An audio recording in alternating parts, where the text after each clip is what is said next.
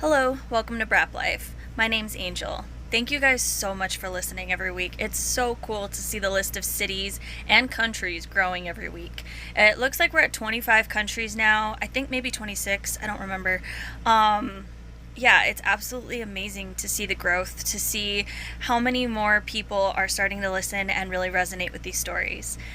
This week is with Carter. I met him through one of my sponsors, Risk Racing, and it was really cool to touch base with him. I didn't really know very much about him when we first started talking, other than that he does Supercross. That's all they told me. So I figured with kind of branching out into other disciplines and kind of trying to learn a little bit more about dirt bikes in general, we would maybe sit down and talk. And I learned a lot from this conversation. And one of the big things is, once again, talking about concussions. So if you guys have listened to some of the episodes in the past, injuries are really hard to deal with, but concussions are something that I feel aren't talked about enough in this sport. And I really feel that we need to do more for prevention and for awareness. So this is going to be something we're going to touch on a little bit more in the future, and I'm super excited for you guys to hear Carter's story. So let me know what you think in the comments, and I'll see you guys next week. Welcome to Brap Life. Hello. Thank you for joining me. This is really cool that we were able to meet through Risk. So I'm really excited about that. So let's just jump right into it. If you want to introduce yourself, what your discipline is, and kind of what level you ride at, and then we'll go from there. Yeah, my name's Carter Biese. I'm 23. I race Supercross, motocross, and just kind of have pretty much my whole life revolves around motocross. So my family owns a racetrack. I have like a training business and I race. So dirt bikes are a big part of my life. You have a training business. Okay, I didn't know that. Yeah, just I've had way too many injuries throughout my career so far. And a few years ago, I had a pretty accident and needed to find something to fill some time, and I started training. I enjoy that side. I enjoy helping others, so it was kind of an easy transition and easier way for me to make money on the side. Cool. That's awesome. I didn't know that. Yeah, that's really cool. I didn't know that. So, like what level do you train people? Like, is it Um, just like little so kids or? I'm from Wisconsin, so we do have a good dirt bike presence. I feel like our local turnouts are pretty good, but we don't really have a lot of the higher end athletes, I would say. We definitely have a few, but it's a handful. So I have a lot of beginner and I would say just kind of local racers that hit all the district events or whatever that may be. Okay, I've seen kids that are four, and I've had some vet riders, which I think is awesome. So I enjoy teaching everybody. that's really cool. I like that. That's a big thing that we always talk about on this podcast is community. Like I said, I'm very involved in the hard enduro community. To me, there's nothing quite like hard enduro. But off-road in general just has a really great community. I mean, it seems like people are there for each other, always helping each other get to races and stuff like that. So it's always cool to hear when people are giving back to the community. I love that. Yeah, I feel our sport is already smaller than football, basketball, whatever it may be. So we need to go out Mhm. of our way to help each other and make sure we get there to the next weekend and do everything we Yeah. can to make sure we're all having a good time. Yeah, I love that. Well, let's rewind a little bit. Um, let's go back to how did you get started in riding in general?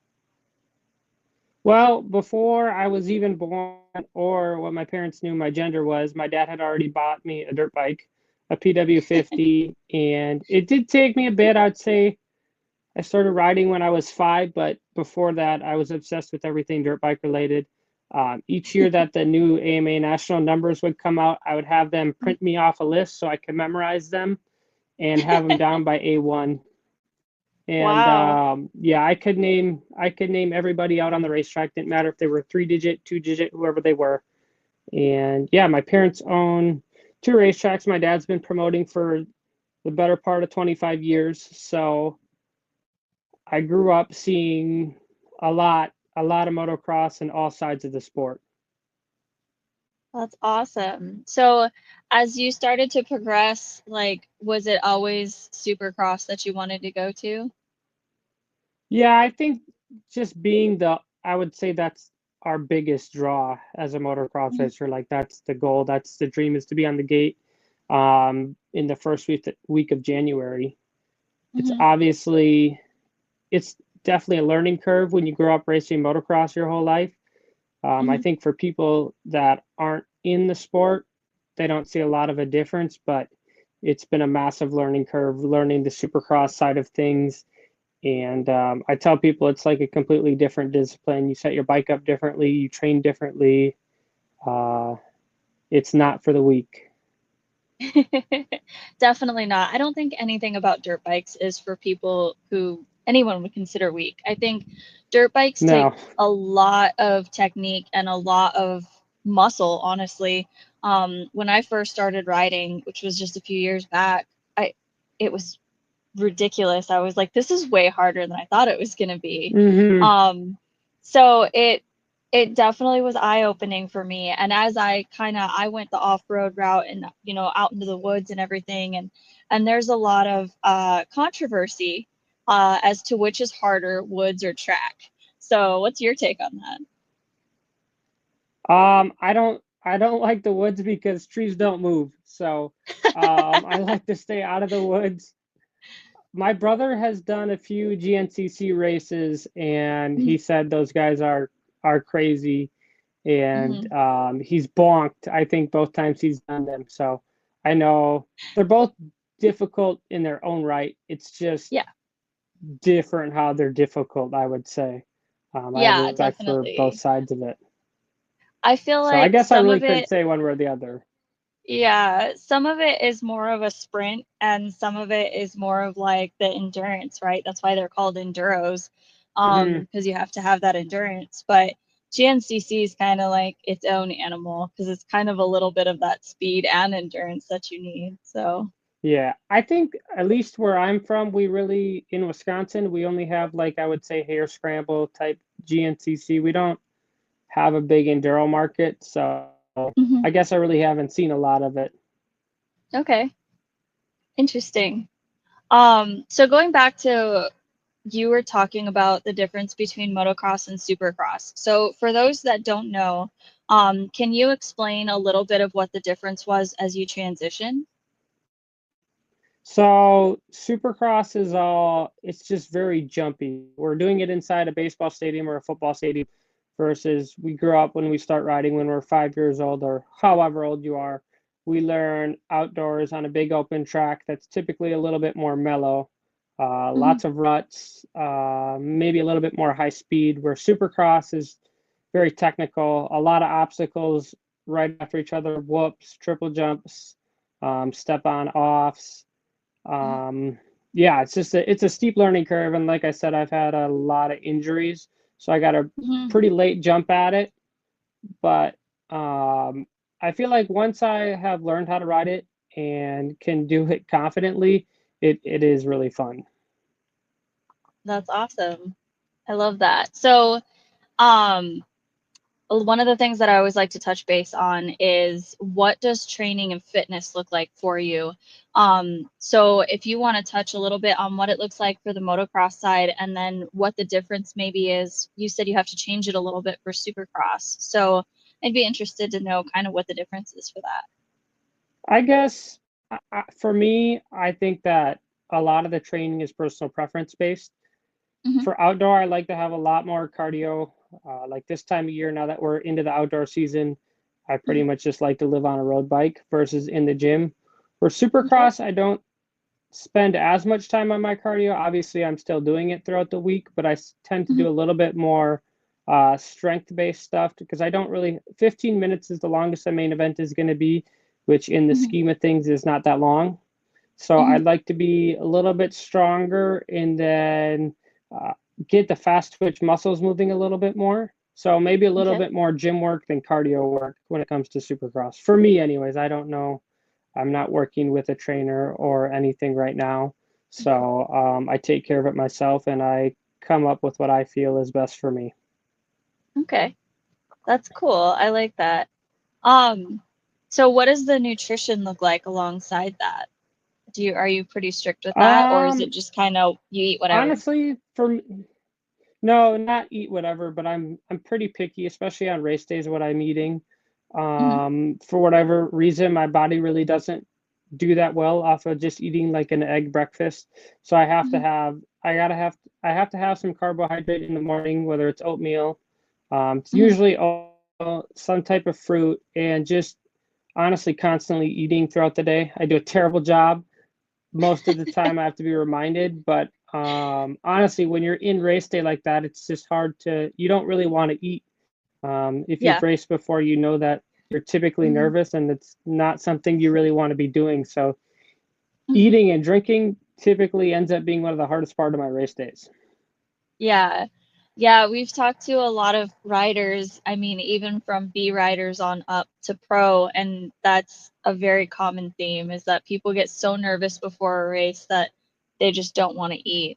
Um, but in our discipline in hard enduro, you have to eat because you're going to be out on your bike Yeah. for like 3 to 6 hours. So that's Hmm. a really long time. It's a little bit different than what you guys are doing, which, like I said, it's still a lot because you guys are basically doing sprints and you're trying to do it Yep. fasted essentially without eating, Yep. not because you want to, but because you just can't eat. And I think that Yeah. definitely And would probably especially, affect performance. yeah, especially in outdoors. Once we go outdoors in the summer, we have Hmm. like an maybe hour 15 between our motos. And it sounds Yeah. like a lot, but after you're recovering right after a 30 plus two, you're dead. And the Yeah. last thing you want to do is eat food, but you have to find a way to do it so you can perform Hmm. in the second moto. Yeah, definitely. I think that's a really important thing to touch on is that that time goes really, really fast. Even Yeah, between like, go ahead. I think it's hard for people to understand, like, I would say that was one of my biggest learning curves turning pro, is just handling race day. As Hmm. an amateur, we'll go spend a week, say at Loretta's, and we race 6 times in what, like 7 days.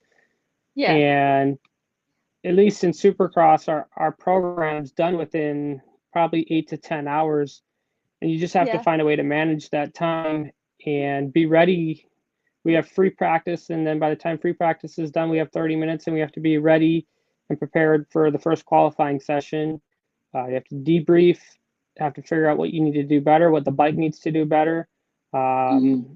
It's just like you're packing it all into this short amount of time. You're stressed out. You got to find time. You got to race the clock. It's a learning curve. Yeah, it's a lot to learn. Like I said, dirt bikes in general are a lot, not just to figure out how to ride them, but then everything around them as you get into racing, all the different nuances.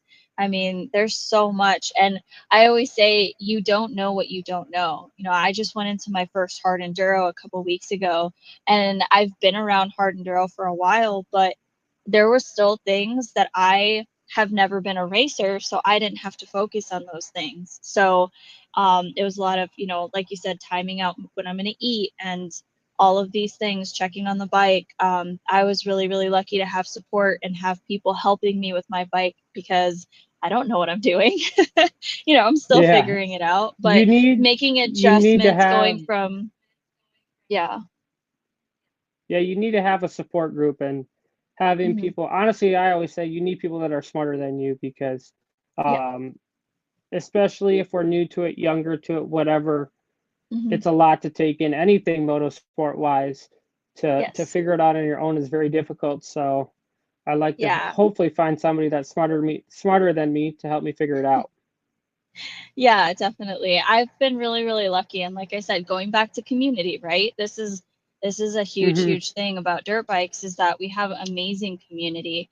And I've been really lucky to meet a lot of amazing people in the hard enduro community over the last year.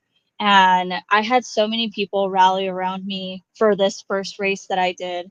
and I had people helping me with my bike. At one point, there's like 3 guys trying to figure out my rear tire setup because I went from West Coast to East Coast. So my tire was more set up for a West Coast ride, and the terrain is completely different. So the guys really set my bike up, and shout out to my buddy John especially, who put in the actual labor to really get it dialed in and give me the best chance that I could for it. So I'm very, very lucky, but we just have the best community around off-road riding, and it's awesome. I love it. Mhm. Mhm.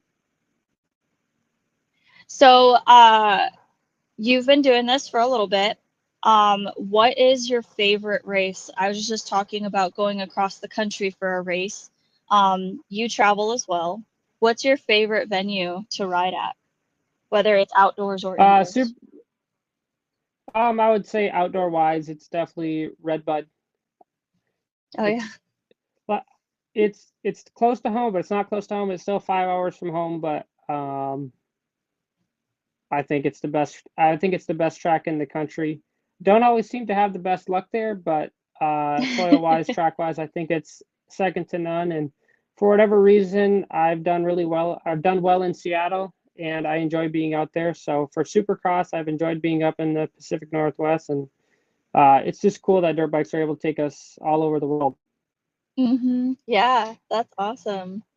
So if you could go anywhere, and this might be a little bit different for your discipline than it is for mine, if you could go anywhere in the world to ride, where would you want to go?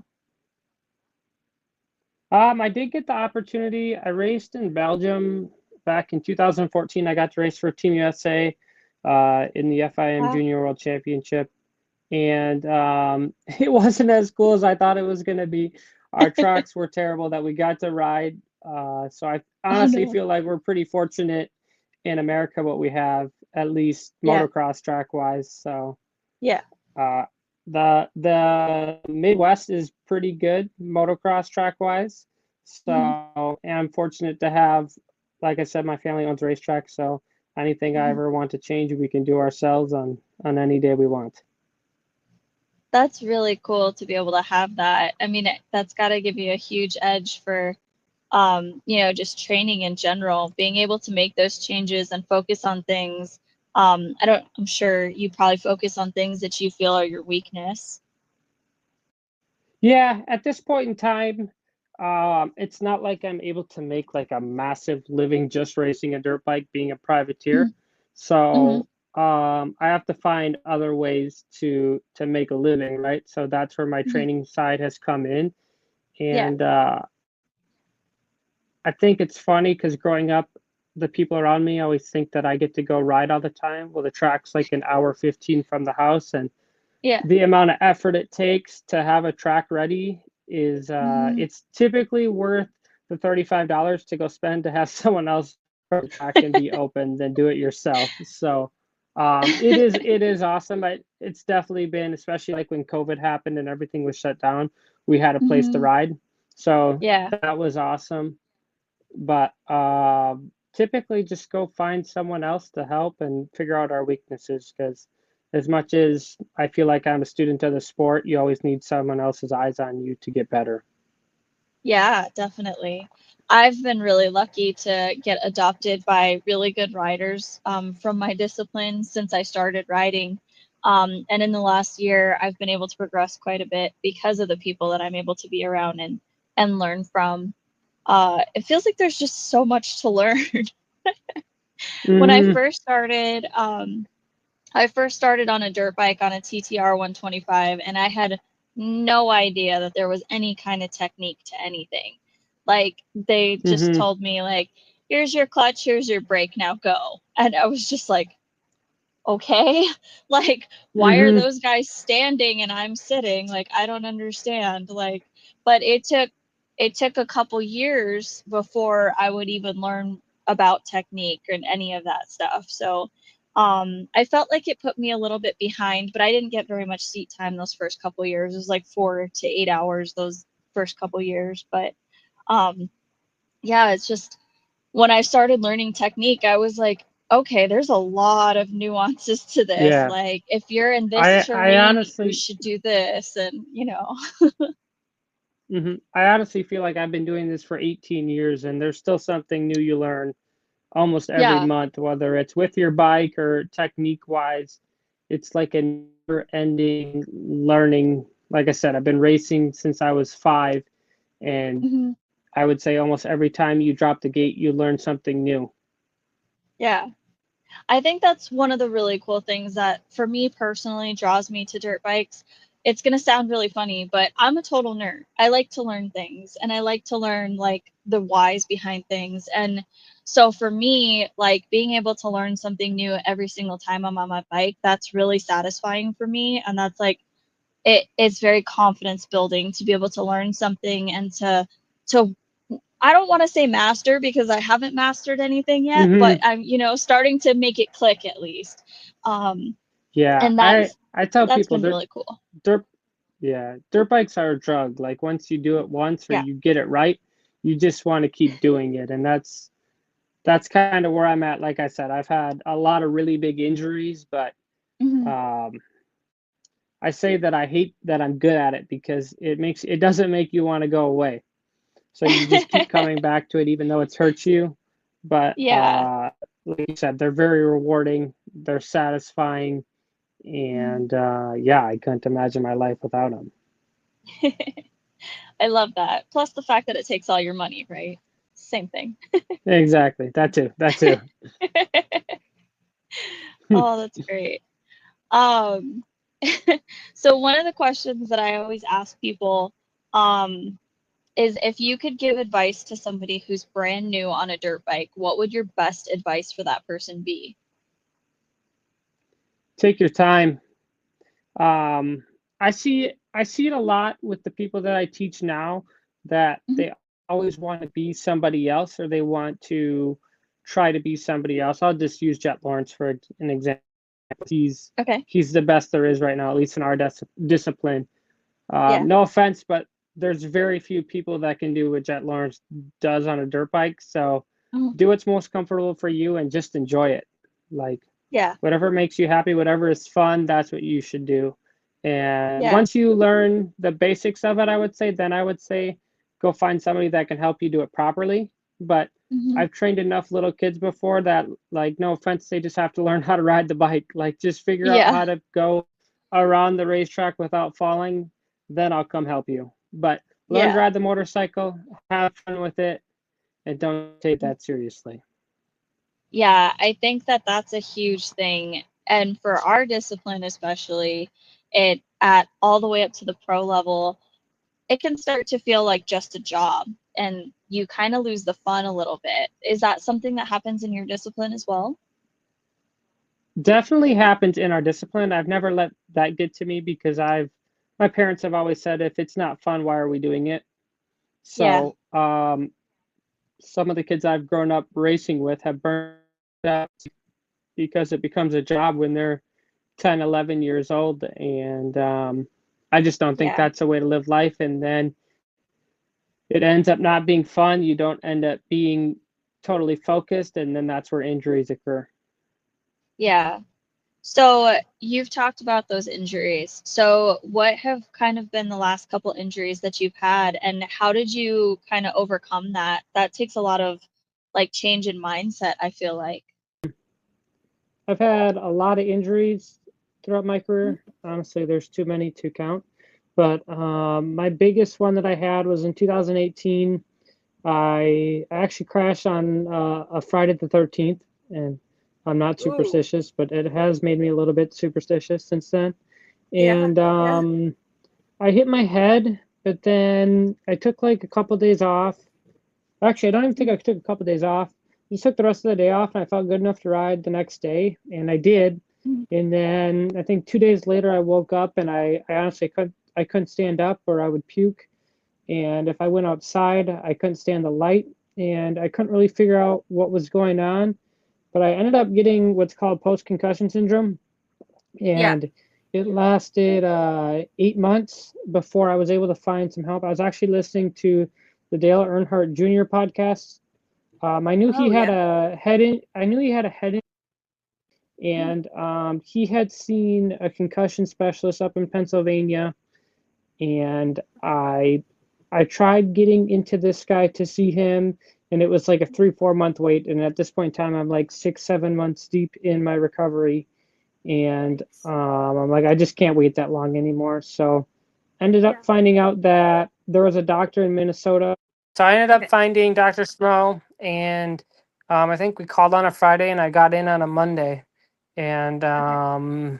they got me in right away, and I spent 2 weeks there doing their like intensive therapy, and I Mhm. was good to go. So I spent 8 months, and then 2 weeks later, they're able to get me back up and ready to go. Um, I feel Wow. like everyone as motocross racers wants to be tough, Mhm. and they don't really want to say what's going on, or they just want to tough it out or whatever. But Yeah. when it comes to head injuries, I feel like it's just not something you can mess with. Obviously, we know enough that they're really scary, but we still don't know enough about them. Yeah. And the guys over at the Functional Neurology Center and Dr. Schmo were able to get me taken care of. And anytime anyone ever reaches out to me, I always say they can't promise you that they can help you, but I can promise you that they're going to make you better in some way, shape, or form. So Yeah. I usually go to see them once, 2 times a year, just because I have symptoms that come back just out of the blue, and it'll just be kind of random stuff. Yeah. And they're always able to tune me up. And I think I've sent 20 plus people over there, and Wow. highly That recommend it in for and of anybody that has a itself, foot injury. yeah, that's huge because the fact that there's 20 people, first of all, that trust you and your opinion and asking you that, that's huge in general. But that's 20 people that you've helped basically find their way back to health because, like you said, head injuries are insane. I Hmm. know who've had some really, really bad ones just in the last couple of years, but then my mom also works in neurosurgery. So, like, I know how bad these injuries can really get. And it's life changing. It can be Yeah, for absolutely. sure. I think I missed like 56 days of school that year just because I couldn't handle being around a lot of people, and I couldn't handle the lights. And I don't wish it upon anybody. And it's kind of hard to find the help because it's not covered by Mhm. insurance. Yeah, But I tell people, I'm like, "Well, are you going to put a money value on your life?" I don't think you are, yeah, because my life was miserable when I had it, and then as soon as I saw those guys, I got my life back again. And honestly, without yeah. them, I would have never ridden a dirt bike again. So Wow. um, I'll be forever thankful for that. And I know obviously it sucked for my career and everything, but I've Mhm. been able to help a lot of people because of it, and I think that's pretty cool. Yeah. And I think that, the fact that you went back to get to the level that you're at now, um, that's huge for you and like your drive and everything, like your mindset. That speaks a lot to how hard you push because coming back from that, a lot of people might have let themselves get sidelined by that. And it's easy to get scared after an injury and to be afraid of having the same thing happen again, but you're going back and you're charging through. Yeah, it sounds bad to talk about, but I just like I didn't work this hard this many years to call it quits. And then Mhm. I had another big injury in 2021 where I had my bike failed on a big jump, and when I came down, it dislocated my shoulder so severely that it tore the artery in my shoulder. And I had a Oh, traumatic brain injury from that one too, but I wish I remember the name of the hospital, but I got fixed somewhere down in Texas. And yeah, obviously I still have my arm, so very thankful of that. yeah. But that was right before I was about to turn pro, and I'm like, I didn't come this far to come this far. So I took a Mhm. year off, basically out of necessity, because I had to get my shoulder Yeah, fixed up a few yeah. times, and then just kind of get back to living normal life. And yeah, I mean, the rest is history, right? I just feel like if you truly want to do something and you care, Mhm. you can do it, right? Just have to put in the work. Yeah. Yeah, that's great. Gosh, that's so crazy. I Brain injuries, that's like you said, something that, a lot of people just want to tough through it. I had a friend who had a pretty good bad crash. I think it was back in November. And he's a hard enduro guy. He's always doing some crazy stuff, and um he got up from the crash. He seemed to be okay, but then hours later, it was like 4 hours later, he's puking and all of that. And Mm-hmm. that's a huge sign that that's a really bad concussion. And Yep. thankfully, his girlfriend was really aware. She's like, he's acting different, but everybody else around him was just like, no, he's fine. Like, he's gonna be all right. He'll get through it. And she just had this feeling, so she made him go into the doctor, and he was able to get help and get better. But I think, like you said, a lot of people just overlook it, and a lot of people don't know the symptoms of concussions. So I Yeah, think it's and I think definitely it's something that they need more education on. and it's like you can tell if you have a broken arm with an X-ray. You can't Yeah, always tell on an MRI or whatever type of scan if you have a concussion or a brain injury. yeah, Um, I did like when that first happened. Like it's easy to hmm lie, especially if you're young, right? Like I'm fine. hmm Tell mom and dad you're fine. When in reality, yeah, it's not. It's just the concussion is obviously nothing to mess with, but it's very easy, honestly, to hide. So, yeah, like I said, anybody listening that wants to reach out, I'm sure that my contact info or my social media yep, will be somewhere. Don't feel yep, afraid to it will reach be. out and Yeah, yeah, get everyone back to 100%. And it's not even just about riding a dirt bike, it's about like living normal life. Like I said, I missed a lot of yeah, school. I didn't like being around a lot of people. So concussions affect everybody differently. It's just about hmm finding the right help to get you back to where you need to be. yeah, yeah, definitely. I mean, for some people, it sidelines them. Like, one of my best friends just got one not too long ago, and she's a very active person, and she was just like, I'm just laying down. She goes, I can't even go for a walk right now. Hmm. Um, like you said, the light sensitivity, all of that, she would just feel so nauseous if she was doing anything active. And the body does, in a lot of ways, have a way to tell you something's wrong, but you still have to listen Yeah, to that. If you try yeah, and for push sure. through, you could just make things worse. So um, I think that's a really, really great point that you have for that. That's incredible. I mean, concussion awareness is something that I'm really big on. And, for a lot of people, especially in hard enduro, I've seen some people go down and take really hard hits on their helmets. Thankfully, their brains are okay, but those helmets are only designed to take one hard hit and then Yeah, be replaced. So, yeah. and I know helmets are expensive, but if there's one thing you're going to spend mhm, money on, spend it on a mhm. helmet. Exactly. Yeah, I mean, they're not cheap at all, but there's between, I think, an average helmet's 3,000 or 300 to $1,000, like, depending on Hmm. what kind you have. And I know, like, the 6D helmets have like the best concussion prevention out there from the research that I did. Yeah, But a lot of the helmets, I think all of the helmets now have like MIPS technology, and basically yeah, they're all designed to have some sort of concussion prevention in them. So even if yeah, you're getting the quote unquote lowest level helmet, it should still be something to help now. And I'm really glad yeah, that they're enforcing that.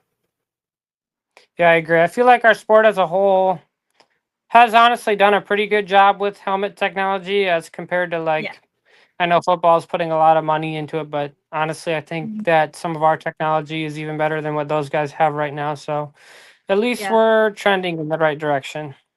Yeah, definitely. I think as long as people keep talking about it, people keep sharing their stories like you about what happened to you. I mean, that's really eye-opening for a lot of people. Um, so I think that, you know, having a big platform is really cool when you're, in something like Supercross. It's awesome to have all these people watching you and everything, but I think it's really, really great to have that platform and use it for good, like you are, and being able to help people. I think that that's really amazing. So kudos to you. Yeah, the Functional Neurology Center is actually like my main sponsor on the side of my bike too. So Yeah. um, I've had people come up to me all across the country asking me about it and what it is, and Yeah. how they can get there. So I just think it's Yeah. cool to help out, obviously, like at the professional level and whatever. It truly Mhm. is a selfish sport. You have to be looking out for yourself if you want to continue to get better and continue to rise up the ranks. But at the Yeah. same time, we're all human, want to help Yeah. everybody and make sure everyone's okay. Yeah. No, I love that. That's awesome. Thank you for sharing that, because I know that Yep. it's kind of a vulnerable thing to talk about. Yeah. Nobody ever wants to talk about being down and out and, not doing well, but I really appreciate the fact that you share that. That's awesome. Hmm. Outside of injury, what is your mindset like on race nights? How do you kind of stay in the zone and just kind of push through everything? I'd honestly say I'm still learning that on the professional level, I would say. Just because Okay. it happens so fast. Like our day happens so I think I said that last time. Like Mhm.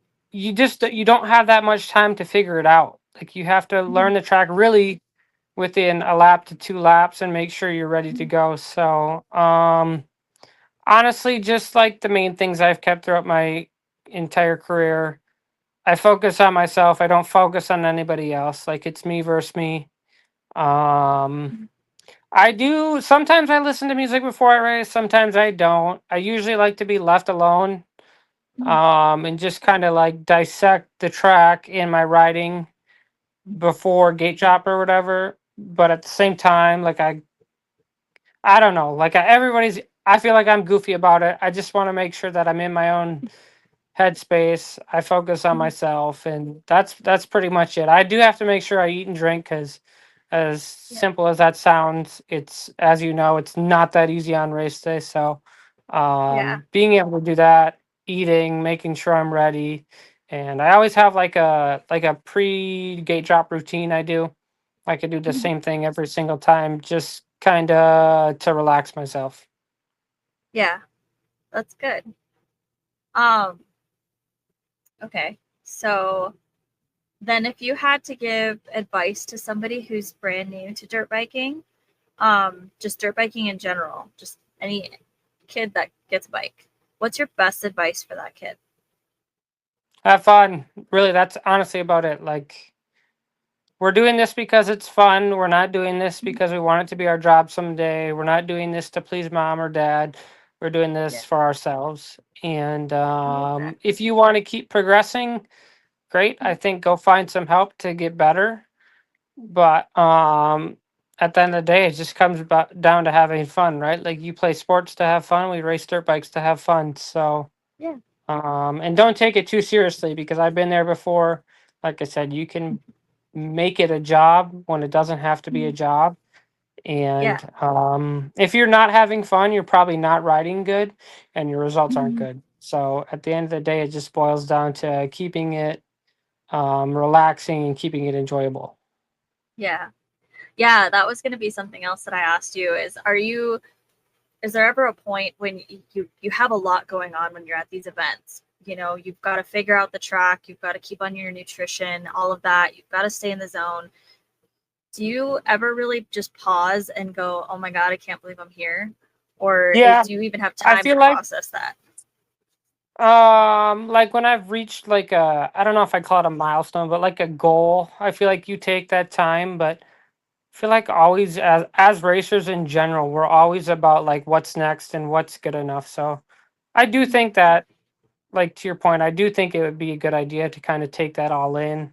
Like I have done it before, obviously being what through the injuries that I've been through, it's like it's Mhm. pretty cool I'm here and it's pretty cool I'm racing at the top level, but we're all competitors and we all want to continue to be better. So um yeah, I guess I don't have like a straight answer to that one. No, I appreciate the honesty. That's really cool. Um, yeah, I find that when I went to my race a couple months ago, I was just sitting there at the start, waiting for because we go in waves. So Hmm. everybody is going in front of me, and I'm like, oh my God, I can't believe I'm actually doing this. Like, I can't believe I'm here. When I went to this race on the other side of the world and I was just watching, it was just that moment of, I can't believe I'm here right now. Like, Hmm. so I get that a lot because my life is very different than it was a couple years ago. So I just always wonder if other people get like that or if it's just me. Yeah. No, I feel like it's because we care too that you can have those moments. So Yeah, I think it's cool. yeah, I love it. Well, I think that was all of the questions that I had for you between last time and this time. Awesome. So the biggest thing then is, I guess, sorry, I'm losing my train of thought here. You're good. Then this is your time to give shout outs or thank yous or anything like that. Yeah, like I said, I kind of already went over my big one, the Functional Neurology Center. They're in Minnetonka, Minnesota, but Minneapolis is a large airport. You can get there rather swiftly, and they love helping athletes, and not even if you're just an athlete, like they love helping people. So Yeah.